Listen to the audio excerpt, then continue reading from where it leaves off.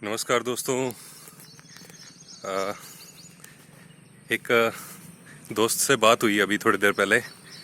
तो नाम का कोई मतलब भी नहीं है, क्योंकि नाम आप जान के करेंगे भी क्या, कौन किससे बात हुई। और वो दोस्त भी ये वीडियो देखेगा तो सोचेगा यार कि मतलब मेरी पर्सनल बातों को मेरे नाम के साथ इस तरह से उछाल दिया।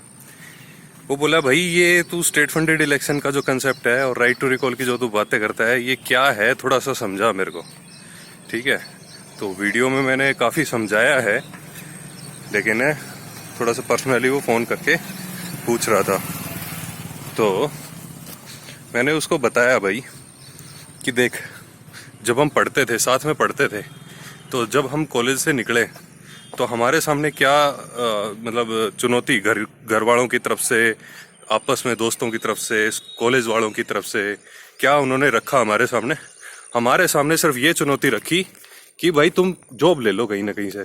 समझ रहे हो? मतलब हमारी पूरी की पूरी एनर्जी को इस डायरेक्शन में मोड़ दिया गया। ठीक है, अब मुद्दा ये है कि ये चीज़ सिर्फ हमारी ही क्लास के साथ नहीं हुई, हमसे पहले वाले जितने भी कॉलेज के स्टूडेंट्स हैं, जिनको हम उम्र में हमसे सीनियर बोलें, और जो हमसे बाद में पास आउट हुए हैं और जो होंगे, उनके साथ यही होता रहेगा। मतलब हम यूथ की पावर को, हम उस परमात्मा की दिव्य पावर को हम बहुत ही तुच्छ चीज़ों में हमने लगा दिया, इसलिए हमारे समाज की प्रॉब्लम सॉल्व नहीं हुई। तो इसका सॉल्यूशन है मेरा स्टेट फंडेड इलेक्शन का कंसेप्ट। वो क्या कह रहा है भाई? ये कंसेप्ट ये कह रहा है कि देश में प्रॉब्लम बता रहे हो ना तुम, राज्य में प्रॉब्लम बता रहे हो, समाज में प्रॉब्लम बता रहे हो, तो इनको सोल्व करने के लिए आप अपने यूथ को मौका दो। ठीक है, आप उनको मौका दो, एग्जाम दें और एक स्टेज मिले उनको और वो सोल्व करें प्रॉब्लम्स।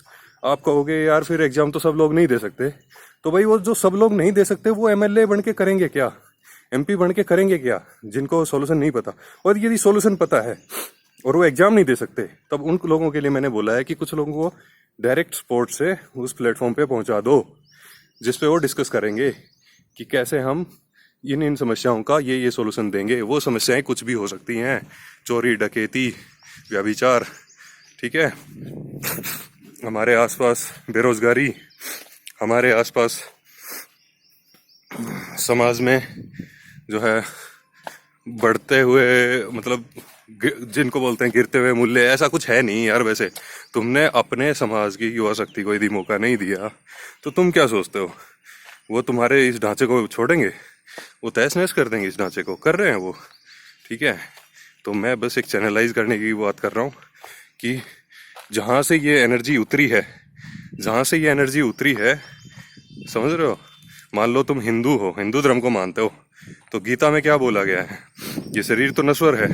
तो ये जो शरीर मुझे अब की बार मिला, इससे पहले मैंने कितने जन्मों की यात्रा कर ली होगी, गीता की बात करें तो जब मैं फिर से गोता लगा के आया हूँ और मैंने चाहा है कि मैं कम से कम भौतिक समस्याओं से दूर करके फिर हम बातें करें जो मानव जीवन की मुख्य समस्याएं हैं, जिनको मैं मानता हूँ, तो वो तो मुझे मौका ही नहीं मिला ना यार। और ये सिर्फ मौका मुझे खुद के लिए नहीं चाहिए। ठीक है, ये मौका सिर्फ मुझे खुद के लिए नहीं चाहिए, आपके लिए भी चाहिए, मेरे बच्चों के लिए भी चाहिए, आपके बच्चों के लिए चाहिए। आपके बच्चे नहीं हैं तो आपके आसपास जो भी युवा हैं उनके लिए चाहिए।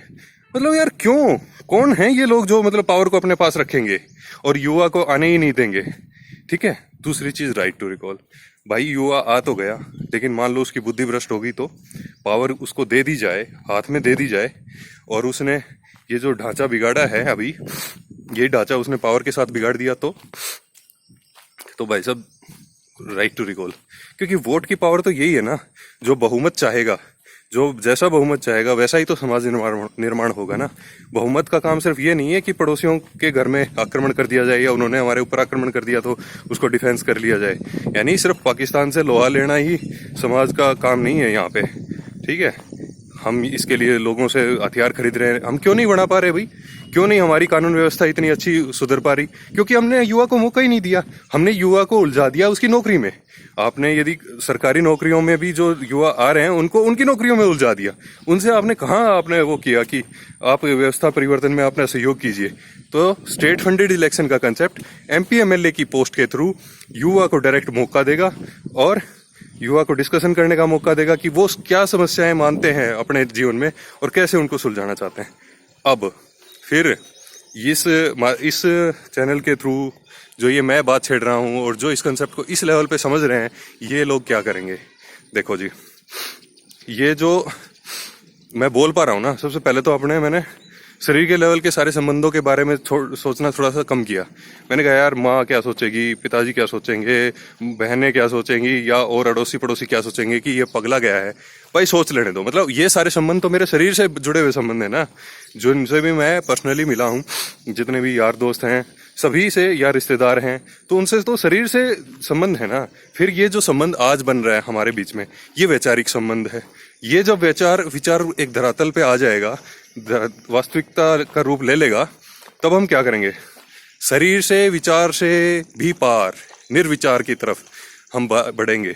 हम देखेंगे कि ये विचार भी तो एक तरह से पानी पे खींची हुई लकीर से ज्यादा कुछ नहीं है। जो व्यवस्था आज है वो पहले नहीं थी, और जो व्यवस्था हम बना देंगे वो आगे नहीं रहेगी। तो हम उस पे बात करेंगे, उस पे डिस्कशन करेंगे, उस दिशा में बढ़ेंगे जिस पे बढ़ने के लिए मानव जीवन मिलता है। ठीक है, वो आप अपने हिसाब से बताइए कि क्या होता है उस चीज़ में, आपके हिसाब से मानव जीवन क्यों मिलता है। ठीक है, क्या हम बस खा पी के और जो शरीर बड़ा जवान और बूढ़ा होके एक दिन समाप्त हो जाएगा क्या, इसीलिए हमें मानव जीवन मिला है। तो ये सब बातों पे डिस्कशन करेंगे। तो जी बहुत बहुत धन्यवाद। यदि वीडियो आपने यहाँ तक देख लिया है तो इसका मतलब ये भड़क कहीं ना कहीं आपके दिमाग में भी है। चलो जी, बहुत बहुत धन्यवाद।